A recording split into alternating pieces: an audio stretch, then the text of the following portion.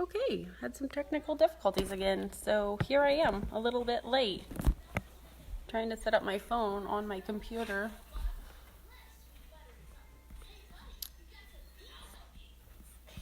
I'll wait for a couple people to hop on here before I start talking about the books.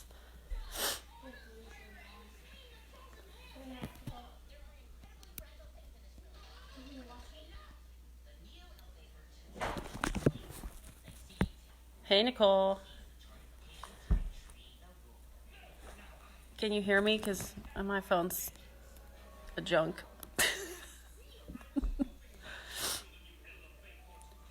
Okay, so before I get started, Nicole, I was going to give you a shout out anyways because my friend Nicole got me some cool bookish stuff this week just for the heck of it, and I'm so excited. Look at these cool socks. Yay! These are so me.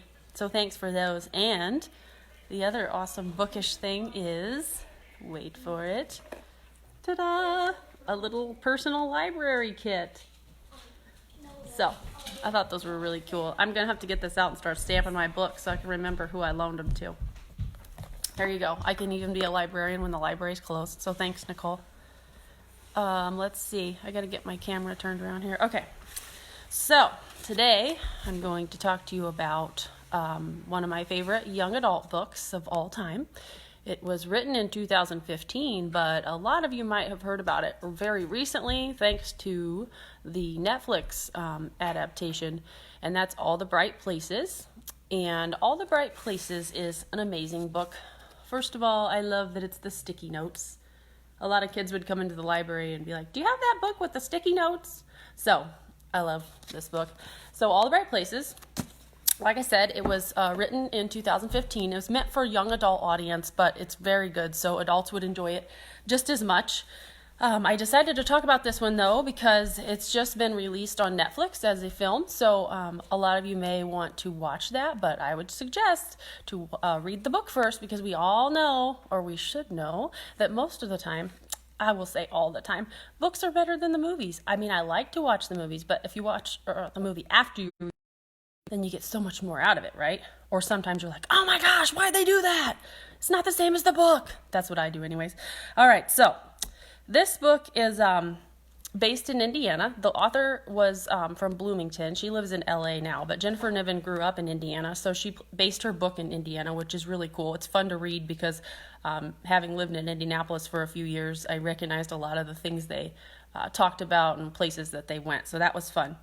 So it's the story of Violet and Finch, and Violet and Finch meet at the beginning of the book, and it's not like a meet cute like a lot of books have. It's definitely not one of those because it's kind of a sad way that they meet. They're both struggling with their mental health for different reasons, and they meet on the top of the clock tower school, and it's unclear who saves who that day because they both have bad intentions of when they go up there. But Violet is a popular girl, and she's having a really hard time grieving the loss of her sister. And Finch is an outcast to most of the kids, but they kind of just assume he's weird and stay away from him. But I believe he has kind of an undiagnosed bipolar disorder. He's fascinated with death, and he's always thinking about ways that he could die. So you can see why that might be a little odd to other people. But Violet and Finch kind of hit it off, and they start to talk and hang out. Well, then they're teamed up together in class for a project that their teacher assigns, that they're to discover the natural wonders of their state, hence the All the Bright Places of Indiana, as it were. So the tripping begin. So Finch and Violet take off and start going to these places that they can mention in their project, and as the two explore all the bright places of Indiana, they also grow really close to each other, and they both begin to fully live their life, and they light up around each other. Now, unfortunately, it's not a super happy ending, which you'll probably know right away when you start, but you should have your tissues ready. While this is a sweet and poignant novel, it's also heartbreaking, and it's got some romance in it, but the tough subject of mental health is very heartbreaking at times, and if you deal with that or have somebody that you know that deals with that, I mean, obviously, you know, it can be very hard. So it's real. It's a real book, and it's very good. So I just wanted to ask, has anybody ever been to any of these bright places that are featured in the book? So Hoosier Hill in Indianapolis, I've been there. The Backyard Roller Coaster, I believe there's been two different ones, but there's this guy that has this roller coaster in his backyard and you can pay and go and ride it. So anybody been to that? That would be super cool. And then there's the Shoe Tree in Milltown, where there's tennis shoes hanging from all the branches, and it's super neat. The world's largest ball of paint. Yeah, she just went there with her family, and they put on a layer of paint. She had the number on there, something huge number that they put on another layer of paint. So that's really cool. And of course, the first thing I said was, "Oh my gosh, all the bright places," because she's a librarian too. And another one is the Ultraviolet Apocalypse in Munster, which is this at this chapel or this church or something. And then there's the Taylor Prayer Chapel, which is mentioned at the end. So if any of you have ever been to any of those places, you'll recognize them in the book. And then just like the streets that they mention and the buildings and things like that in Indianapolis, it's just cool to read because I'm like, oh, I know what she's talking about. So I hope you love this book, and if you haven't watched the film yet, please read the book first. It's so good. And I haven't watched the film yet either, but I plan to watch it during the quarantine Mageddon here because, I got to read, got to watch all these movies, catch up. Might as well. What better time to catch up on my Netflix and my reading? All right, so that's all the bright places. So if you've read it, let me know how you feel about the book and the movie and whether they stuck to it. I'm sure Ryan's seen it. Ryan, have you seen that movie yet? I bet you have. Tell me what you think about it. All right. Oh, Ryan, you missed my beginning of my video. Look at these socks. Oh my gosh, they're so cool. All right. Now, next book. This is an adult book, but the other one can be read by adults too. I don't like to make distinctions on books because I feel like some people are like, oh, YA? I'm not going to read that. But every book should be treated equally. You can read kids' books, you can read YA, you can read adult, you can read the dictionary, you can read the newspaper. I don't really care as long as you're reading. It's all good. All right. Oh, you haven't watched the movie? Oh my gosh, Ryan. We might have to watch it and then FaceTime and talk about it. Okay. Get back to you on that. All right. Dear Edward. Anybody read this yet? Oh, it's so good. So this one's fairly new. This is an early copy. But let's see. When did it come out? Oh, I guess it came out in January. I thought it was newer than that. Anywho, Dear Edward, it's a beautiful story of loss and resilience. This is another sad one, but it's also very happy at times. Sorry, you're really going to need Kleenex for this one too. So this is the story of a 12-year-old, Edward Adler, and Edward and his family board a plane to go to LA, along with 183 other passengers. And it's just a typical day. Edward's just a 12-year-old with his older brother and his parents. But it turns out the plane crashes right away when the book starts, and he's the sole survivor of the crash. So Edward, as you can imagine, becomes instantly famous because, everybody wants to know about the boy who survived, and all the family members of the other people that passed away, want to reach out to him because they want they feel a connection to him and, want to know, did you talk to my wife before the plane went down?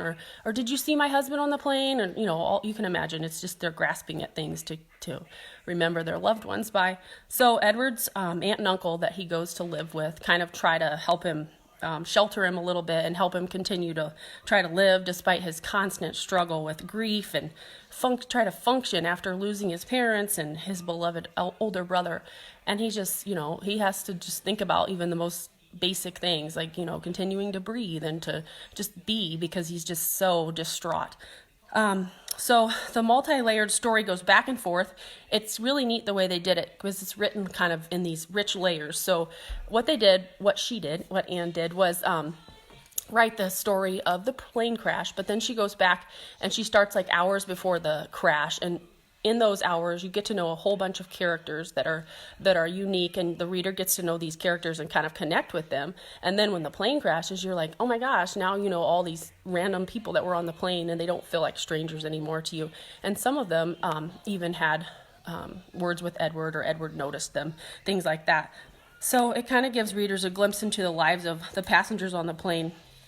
So there's a Wall Street mogul who's super rich, and he's actually not well. He's in a wheelchair and kind of older.